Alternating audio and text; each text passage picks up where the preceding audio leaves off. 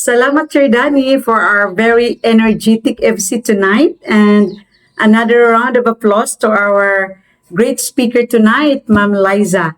And thank you, Ma'am Lai, for that very inspiring talk to turn our dreams into reality. And if na-excited ta karon sa talk ni Ma'am Liza, mas the more kita ma-excited sa atong upcoming business building seminar. BBS next month, April 25 in Cebu City. So taga Cebu, shout out no, ready for April 25. Our guest speaker is both Dr.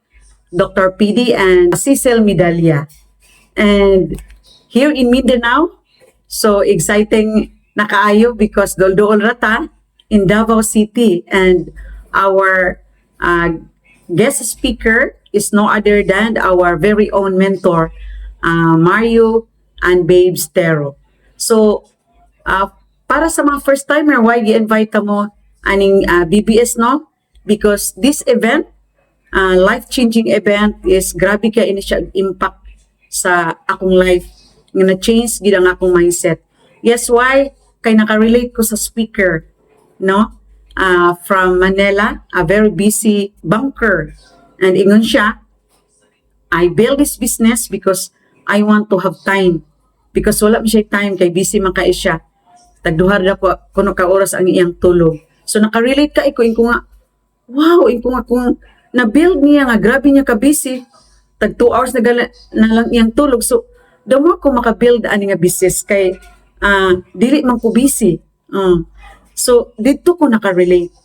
So, through aning life-changing event, if maka-attend ka, basin isa ka nga makarelate sa speaker para nga ma-change po ang atong mindset. Because it's a matter of changing mindset ang purpose diri sa atong business building seminar.